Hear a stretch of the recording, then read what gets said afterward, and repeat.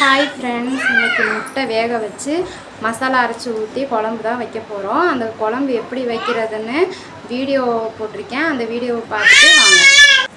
முதல்ல வெங்காயம், தக்காளி, தேங்காய் இதெல்லாம் கட் பண்ணி வச்சுக்கலாங்க.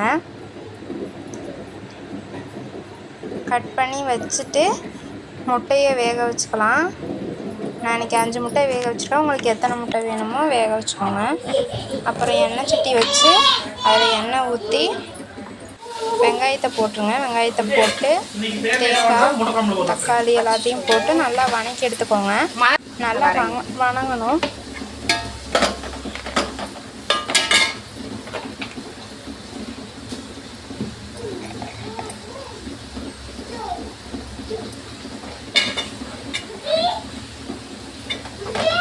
வீடியோ நிறைய பேர் சப்ஸ்கிரைப் பண்ணாமே பார்த்துட்டீங்க. சப்ஸ்கிரைப் பண்ணிவிட்டு பாருங்கள்.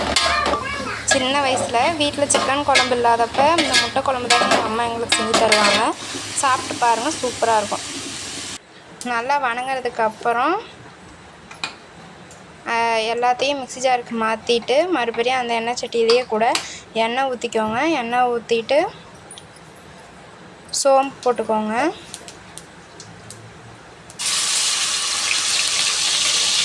சோம்பு போட்டு இஞ்சி பூண்டு பேஸ்ட் போட்டுக்கோங்க. இஞ்சி பூண்டு பேஸ்ட் நான் வீட்டில் அரைச்சி தான் போட்டிருக்கேன். நீங்கள் கடையில் வாங்கினது கூட யூஸ் பண்ணிக்கோங்க. ஆனால் வீட்டில் அரைச்சி போட்டால் டேஸ்ட் சூப்பராக இருக்குங்க.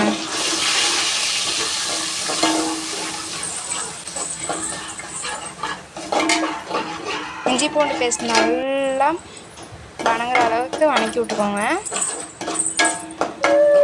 அப்போ தாங்க இந்த பச்சை வாசனை போகும்.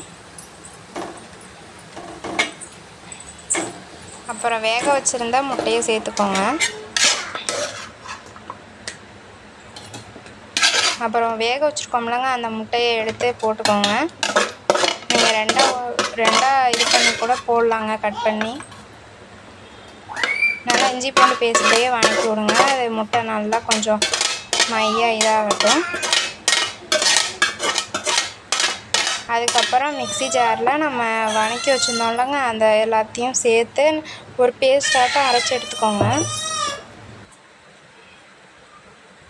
அரைச்சி வச்ச மசாலாவை ஊற்றிக்கோங்க. ஊற்றிட்டு அப்புறம் தேவையான தண்ணி ஊற்றிக்கோங்க. கல்லுப்பு கொஞ்சோண்டு போட்டுக்கோங்க. அப்புறம் சிக்கன் மசாலா கொஞ்சோண்டு, தனி மிளகாத்தூள் கொஞ்சோண்டு போட்டுக்கோங்க. அப்புறம் நல்லா மிக்ஸ் பண்ணி விட்டுக்கோங்க. இப்போ நம்ம முட்டை நல்லா கொதிச்சு விட்டோம்னா அந்த முட்டையை சாப்பிட்டு பாருங்க. இந்த பேஸ்ட்டை